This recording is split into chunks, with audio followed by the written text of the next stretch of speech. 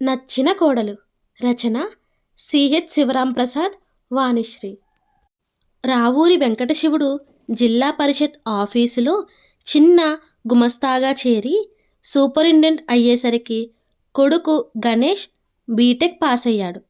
తర్వాత కుడికాలువల chief engineer ఆఫీసులో junior ఇంజనీర్గా ఉద్యోగం వచ్చింది. తండ్రి కొడుకుల కంటే తల్లి దుర్గాభవాని ఆర్భాటానికి అంతులేదు. డబ్బు పోతే పోయిందని గౌరీశంకర్ బ్యాంకెట్ హాల్లో బంధుమిత్రుల కుటుంబాలకి కొడుక్కి ఉద్యోగం వచ్చిన సందర్భంలో డిన్నర్ పార్టీ ఇచ్చింది. పిల్లా జల్లా ముసలి ముతకలతో సహా 400 మంది తినిపోయారు. 80,000 బిల్లయిందని వెంకటశివుడు తాండవం చేశాడు. మీకు కొంచెం కూడా లోకజ్ఞానం లేదు. మనవాడు ఇంజనీర్ అయ్యాడని అందరికీ తెలియాలి కదా. ఆడపిల్లల తండ్రులకు మనవాడి మీద కన్ను పడాలి కదా. ఇది పెట్టుబడి అనుకోండి. రేపు గొప్ప సంబంధం లక్కీగా తగిలితే లక్షలొచ్చి పడతాయి అని వివరణ ఇచ్చింది. ఇక పొలోమని ఆడపిల్లల తల్లిదండ్రులు తన వాకిటి ముందు క్యూ కడతారనుకున్న దుర్గాభవాని ఆశలు ఆవిరయ్యాయి. 6 నెలలైనా ఒక్క సంబంధం రాలేదు. దేశంలో ఆడపిల్లలకి కరువొచ్చిందనే సంగతి అనుభవపూర్వకంగా తెలిసొచ్చింది. గణేష్ ఉద్యోగంలో చేరి మొదటి ఇంక్రిమెంట్ తీసుకున్న తర్వాత ఒక సంబంధం బోనీ కొట్టింది. గన్నవరం పక్కనున్న మర్లపాడు నుంచి వేలు విడిచిన దూరపు చుట్టం తమ్ముడి వరసైన అన్నవరపు పిచ్చేశ్వరరావు వచ్చి, అక్కయ్యా, మా తిరుపతమ్మని మీ వాడికి ఇవ్వాలనుకుంటున్నాం. 3 ఎకరాల మామిడి తోట కట్నంగా చూపించాడు. తిరుపతమ్మ దుర్గాభవానికి నచ్చలేదు. పల్లెటూరు మొహం అనుకుంది. అయినా ముష్టి 3 ఎకరాలు ఎవరికి కావాలి? తను కూడా ఒకప్పుడు పల్లెటూరు అమ్మాయి అనే సంగతి ఆమెకు గుర్తులేదు. గొంగలి పురుగు సీతాకోక చిలుకగా మారినట్లు గుంటూరొచ్చి నాజూకుగా తయారైంది. చూడు తమ్ముడు, మా వాడు ఇంజనీరు. కనీసం డిగ్రీ చదివిన అమ్మాయిని కానీ చేసుకోడు. మీ అమ్మాయి 10th ఫెయిలు అని దీర్ఘాలు తీసింది. ఒకరోజు ఊళ్ళోనే మంచి సంబంధం ఉంది. అమ్మాయి బిఎస్సి అని వెంకటశివుడు కొలీగ్ ఒక మ్యాచ్ తెచ్చాడు. ఫోటోలో మౌనిక నాజూకుగా కనపడింది. ముక్కు మొహం కూడా బాగానే ఉన్నాయి. తీరా పెళ్లి చూపులకెళ్ళి చూస్తే మౌనిక పేరుకే నాజూకు అని తెలిసింది. పుట్టిగా పీపాలా ఉంది. మూతి మీద మీసాలు కూడా షేవ్ చేసుకుని దట్టంగా మేకప్ కొట్టినట్లు గణేష్కి అనుమానం వచ్చింది. తొండం లేని గణపతిలా కనిపిస్తున్న మౌనికని చూసి గణేష్ దడుచుకున్నాడు. ఇదిగో అదిగో అని ఏళ్ళు గడిచిపోతున్నాయి. వచ్చేవన్నీ 3rd క్లాస్ సంబంధాలు. ఒక్కటి 1st క్లాస్ది రాలేదు. దేశం గొడ్డుపోయిందా అని దుర్గాభవాని వాపోయింది. ఊళ్ళో ఎక్కడ చూసినా అందమైన ఆడపిల్లలు గుంపులుగా కనిపిస్తున్నారు. తన కొడుక్కి పిల్లనిస్తామని ఒక్క వెధవ రాడేం, ఇదేం విడ్డూరం అనుకుంది. కొన్నాళ్లకు హైదరాబాదులో సీతారామరావు కూతురు పద్మజ అందమైనది, సాఫ్ట్వేర్ జాబ్ చేస్తున్నది అని ఒక మధ్యవర్తి గణేష్ ఫోటో బయోడేటా తీసుకెళ్లాడు. వాళ్ళు పెళ్లి చూపులకు రమ్మంటే వెళ్దామనుకుంటుండగా ఒకరోజు సీతారామరావు ఫోన్ చేశాడు. తామే గుంటూరు వచ్చామని, రేపు మీ ఇంటికి వస్తాం అన్నాడు. దానికే మహాభాగ్యం, రమ్మన్నారు. పిల్ల తల్లిదండ్రులు వచ్చి మంచి చెడ్డ మాట్లాడుకోవడం సాంప్రదాయమే కదా అనుకున్నారు. అయితే వాళ్ళు కూతురుతో సహా వచ్చేశారు. ఓర్నాయనో, ఆడపిల్లి పెళ్లి చూపులకు వచ్చే రోజులొచ్చాయని దుర్గాభవాని గుండెలు బాదుకుంది. పద్మజ స్టైలిష్గా సిటీ పిల్లలాగే ఉంది. జుట్టు విరబోసుకుని తేనె రంగు కళ్ళజోడు పెట్టుకుని జీన్ ప్యాంట్ టీషర్టుతో అదరగొట్టింది. ఈ అమ్మాయి ఉద్యోగం చేస్తుందా, మోడలింగ్ చేస్తుందా అని గొనిగాడు గణేష్. మగ పెళ్లివాళ్ళు వాళ్ళని అడగడం కాదు, ఆ పిల్లే గణేష్ని ఇంటర్వ్యూ చేసింది. బీటెక్ తర్వాత కంప్యూటర్ కోర్సులు ఎందుకు చేయలేదు? ఇప్పుడైనా చేస్తే సాఫ్ట్వేర్ ఇంజనీర్ కావచ్చు. అమెరికా ఛాన్స్ వస్తుంది. పెళ్ళయితే గుంటూరుకి తను రాదు. అతనే హైదరాబాద్ రావాలనేది కండిషన్. ఇక సీతారామరావు, నేను కమ్యూనిస్ట్, కట్నాలు గిట్నాలు జాన్తానై, నో ఫార్మాలిటీస్, నేనైతే స్టేజీ మ్యారేజ్ చేస్తా. నీకు మంత్రాల పెళ్ళి కావాలంటే పెళ్లి ఖర్చులు మీరే భరించాలి అన్నాడు. వాళ్ళ దూకుడు చూసి గణేష్ భయపడిపోయాడు. ఆ సంబంధం కుదరలేదు. తర్వాత వాళ్ళకి కొన్ని కఠోరమైన వాస్తవాలు తెలిసాయి.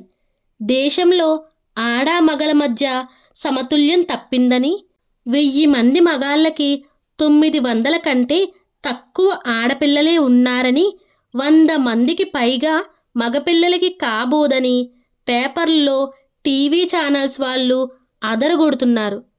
గుండెల మీద కుంపటిలా కొడుకు పెళ్లి కాకుండా ఉన్నాడు.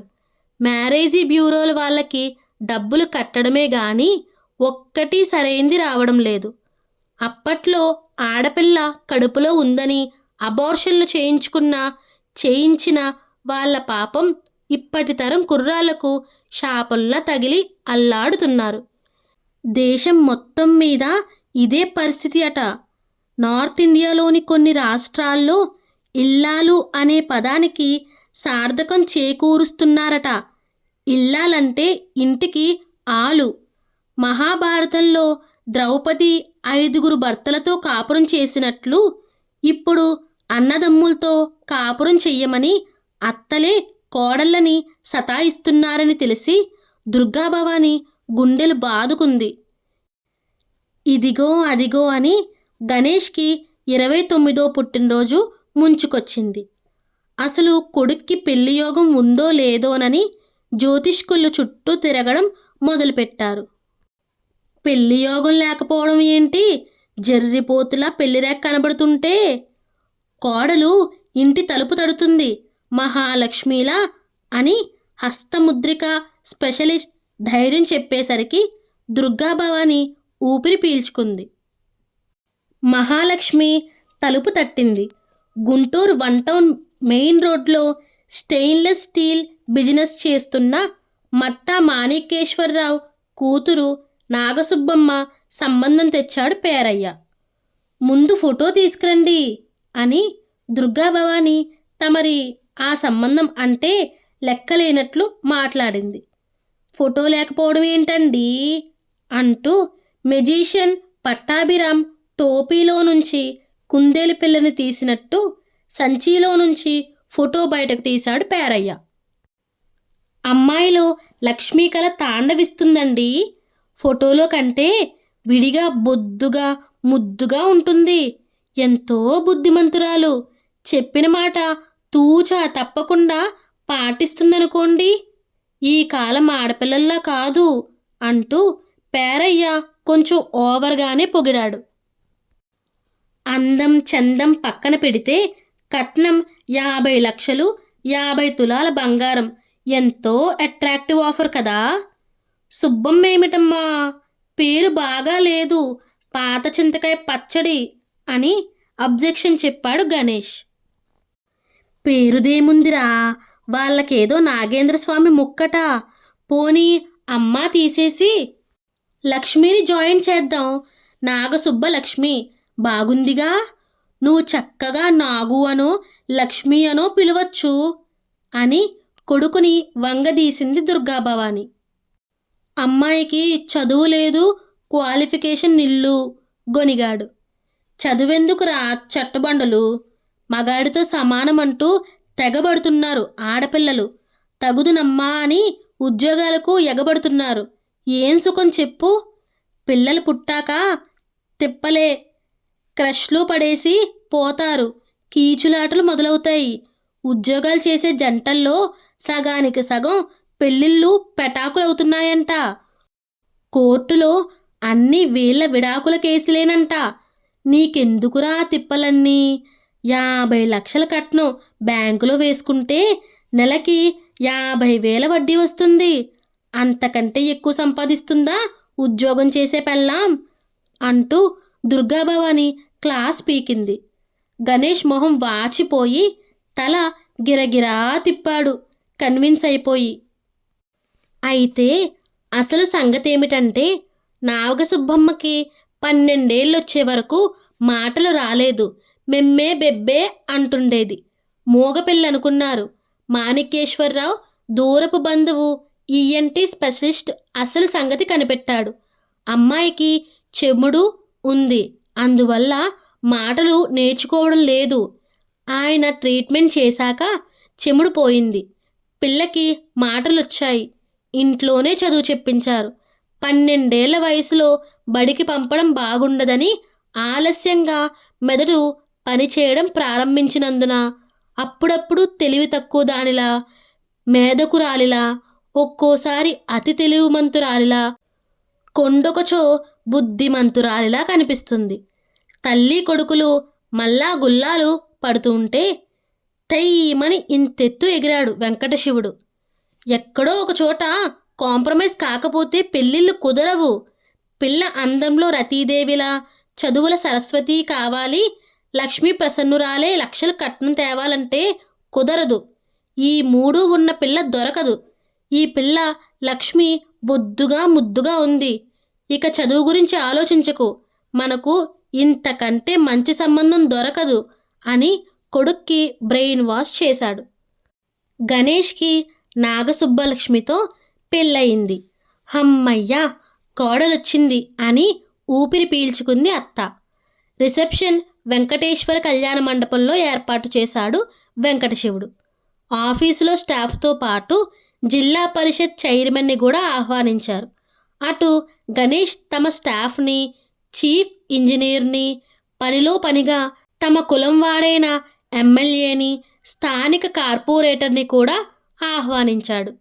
ఆ రోజు గణేష్, నాగసుబ్బలక్ష్మి సింహాసనాల వంటి ఆసనాల్లో ఆసీనులయ్యారు. దుర్గాభవాని ముందే కోడల్ని హెచ్చరించింది. అమ్మాయి, మేం కట్నం తీసుకున్నట్లు ఎవరికీ చెప్పకు, ఏడ్చి చస్తారు. మా నాన్న కట్నం ఇవ్వలేదండి అని చెప్తుండు. అలాగే చెప్తాను అత్తయ్యా అన్నది కోడలు వినయంగా. ఫంక్షన్ మొదలవగానే దుర్గాభవాని, వెంకటశివుడు వధూవరాలు పక్కనే నిలబడి ఆశీర్వదించడానికి వచ్చిన వారిని పలకరిస్తున్నారు నవ్వు మొహాలతో.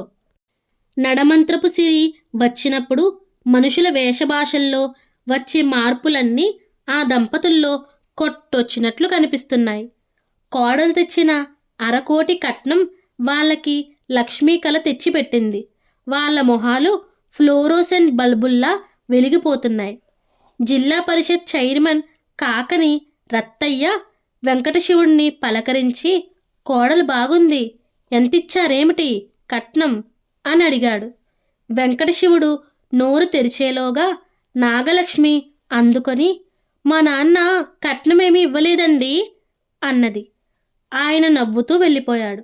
తర్వాత ఎమ్మెల్యే గారొచ్చి అక్షింతలు వేస్తూ దీర్ఘ సుమంగళీ భవ అంటుండగానే నాగసుబ్బలక్ష్మి నమస్కరిస్తూ, మా నాన్న కట్నం ఏమీ ఇవ్వలేదండి అన్నది. ఆయన కట్నం సంగతి అడక్కపోయినా ఎమ్మెల్యే గారు బిత్తరపోయాడు. తర్వాత నవ్వుకుంటూ బాగుంది అని స్టేజీ దిగిపోయాడు. కుడి కాలవల చీఫ్ ఇంజనీర్ వచ్చి హ్యాపీ మ్యారేజ్ లైఫ్ అని అక్షితలతో ఆశీర్వదించాడు. నాగసుబ్బలక్ష్మి, మా నాన్న కట్నం ఏమీ ఇవ్వలేదండి అన్నది. ఆయనకి తెలుగు సరిగ్గా రాదు, north Indian. What she says అని గణేష్ని వివరణ అడిగాడు. She says thank you in our language అన్నాడు వెర్రి మొహంతో. ఈ విధంగా నాగసుబ్బలక్ష్మి అడిగిన వారికి అడగని వారికి కూడా మా నాన్న కట్నమేమీ ఇవ్వలేదండి అని చెబుతూ ఉండడంతో వాళ్ళ పక్క నిలబడ్డ వెంకటశివుడు, దుర్గాభవానీలకు తల వాచింది. మొహాల్లో కత్తువేటికి నెత్తురు చుక్కలేనట్టు దంపతులు తెల్లగా పాలిపోయారు.